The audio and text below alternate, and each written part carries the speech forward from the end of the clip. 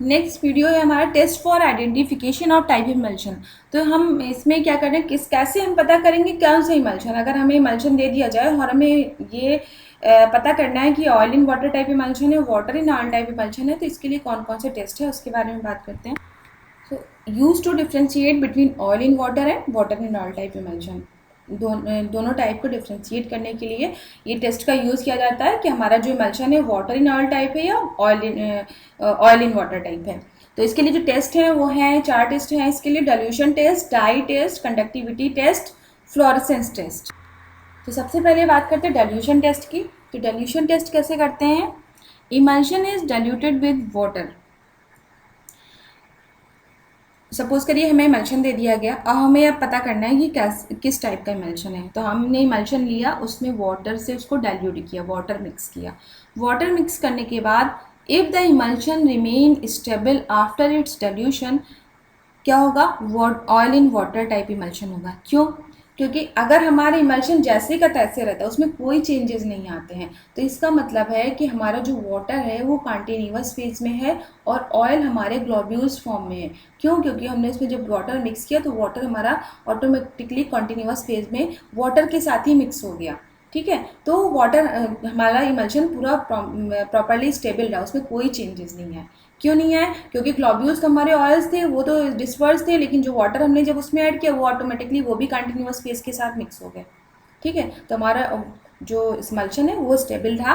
तो इसका मतलब है जो हमारे इमल्शन है वो हमने बताया, अगर कंटिन्यूअस फेज में अगर आपका जो भी होता है तो उसे हम बोलते हैं कंटिन्यूअस फेज में हमारा वाटर प्रेजेंट है, यानी कि हमारा ग्लोब्यूल्स ऑटोमेटिकली डिस्पर्स फेज में होंगे, तो हमारा इमल्शन कैसा हो गया? Oil in water type emulsion हो गया।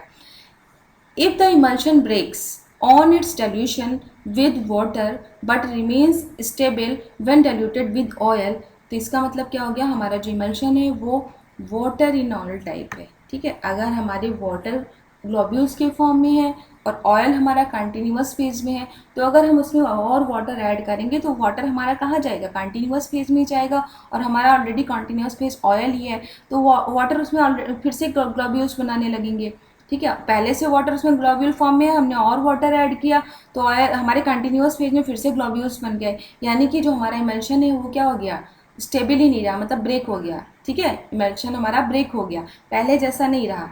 क्यों नहीं रहा? क्योंकि हमारा ऑयल है कंटिन्यूअस फेज में। अगर हम उसमें ऑयल ऐड करें तो ऑयल ऑटोमेटिकली कंटिन्यूअस के साथ मिक्स हो जाएगा और प्रॉपरली स्टेबल रहेगा, उसमें कोई चेंजेस नहीं आएंगे।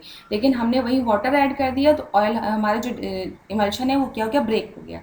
ठीक है, तो ये क्या हो गया हमारा? Water in oil type emulsion. Simply कहने का मतलब ये है कि जो हमने वाटर उसमें ऐड किया तो वाटर क्या होता है? हमारा कंटिन्यूअस फेज के साथ मिक्स हो जाता है। तो अगर हमारे कंटिन्यूअस में वाटर है तो सिंपली वैसे मिक्स हो जाएगा और हमारा इमल्शन वैसे का वैसे दिखेगा। लेकिन वहीं अगर ऑयल प्रेजेंट है कंटिन्यूअस फेज में और हम उसमें वाटर डाल रहे हैं तो वाटर तो जाके उसमें फिर से ग्लोब्यूल्स बना लेंगे, यानी कि हमारा इमल्शन ब्रेक हो गया। अगर इसी जगह पे हमने ऑयल इसमें ऐड कर दिया तो ऑयल अगर कंटिन्यूअस में है तो ऑयल जाके कंटिन्यूअस के साथ मिक्स हो गया। तो इससे क्या पता चलता है कि कैसा इमल्शन है? तो अगर इमल्शन स्टेबल है वाटर ऐड करने पे तो वो oil in water type emulsion है। अगर इमल्शन ब्रेक कर गया है तो हमारा emulsion water in oil type emulsion है। नेक्स्ट है हमारा डाई टेस्ट। डाई टेस्ट में क्या होता है? The scarlet red dye is mixed with the emulsion. Place a drop of emulsion on microscopic slide and examine under microscope. इसमें क्या करते हैं? हमारा इमल्शन, हमारे पास इमल्शन है, हमें अब आइडेंटिफाई करना है किस टाइप का इमल्शन है। तो हम क्या करते हैं? इस इमल्शन में स्कारलेट रेड डाई डाल देते हैं। ठीक है, स्कारलेट रेड डाई डालने के बाद हम इमल्शन से एक ड्रॉप लेते हैं, उस ड्रॉप को माइक्रोस्कोपिक स्लाइड पे रखते हैं और उसको अंडर हम माइक्रोस्कोप देखते हैं। अगर हमारे उसमें ग्लोब्यूल्स, डिस्पर्स ग्लोब्यूल्स रेड हैं और ग्लोब्यूल्स रेड है और जो हमारा कंटिन्यूअस फेज है जिसमें वो ग्लोब्यूल्स प्रेजेंट है वो कलरलेस है, यानी कि ये कैसा टाइप का इमल्शन है? Oil in water type emulsion है। हमारे जो ग्लोब्यूल्स हैं वो क्या हैं? ऑयल है, क्योंकि जो स्कारलेट रेड डाई होती है उसके साथ जब ऑयल मिक्स होता है तो रेड कलर का हो जाता है। तो अगर हमारे ग्लोब्यूल्स डिस्पर्स हैं और वो रेड कलर, जो ग्लोब्यूल्स डिस्पर्स हैं और ग्लोब्यूल्स का कलर रेड हो गया है और हमारा कंटिन्यूअस फेज वैसे ही का वैसे कलरलेस है, यानी कि ग्लोब्यूल्स हमारे ऑयल हैं, oil in water type emulsion हो गया। यहीं अगर हमारा कंटिन्यूअस फेज रेड हो गया और ग्लोब्यूल्स हमारे कलरलेस रहे, यानी कि जो ग्लोब्यूल्स है वो हमारे वाटर हो गए, और जो हमारा कंटिन्यूअस फेज है वो रेड हो गया, यानी कि उसमें ऑयल है, क्योंकि ऑयल ही स्कारलेट रेड डाई के साथ मिक्स होकर रेड कलर का हो जाता है। तो इसे हम बोलेंगे water in oil type emulsion. ठीक है, यहाँ सिंपल कॉन्सेप्ट यही है कि ऑयल के साथ जब स्कारलेट रेड डाई मिक्स होती है तो वो रेड कलर की हो जाती है। नेक्स्ट है कंडक्टिविटी टेस्ट।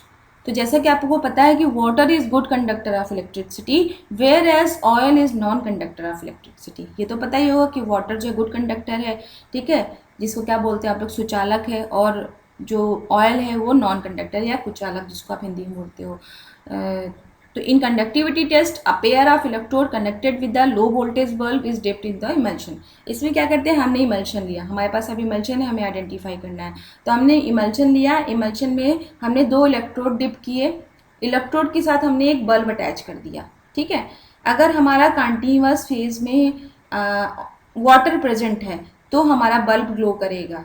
ठीक है, अगर हमारे कंटिन्यूअस फेज में ऑयल प्रेजेंट है तो बल्ब ग्लो नहीं करेगा। क्यों? क्योंकि वो नॉन कंडक्टर है। तो if the bulb glows on passing the electric, हाँ इलेक्ट्रिक करंट तो पास कराना पड़ेगा। If the bulb glows on passing the electric current, ये कैसे इमल्शन हो गया, ऑयल इन वाटर इमल्शन हो गया, because water is in continuous phase. If bulb does not glow the emulsion is water in oil type, because oil is in continuous phase. अब आपको पता है कि अगर कंटिन्यूअस फेज में डिप्ट है, हमारा जो इलेक्ट्रोड डिप है तो कंटिन्यूअस फेज में ही डिप होंगे ना, ग्लोब्यूल से तो उनका कोई कनेक्शन नहीं होगा। तो अगर वाटर हमारा गुड कंडक्टर है, अगर हमारा वाटर कंटिन्यूअस फेज में है, यानी कि हमारा बल्ब ग्लो करेगा, और बल्ब ग्लो करेगा यानी वाटर हमारा कंटिन्यूअस फेज में है, यानी कि हमारे कैसा इमल्शन है, oil in water type emulsion.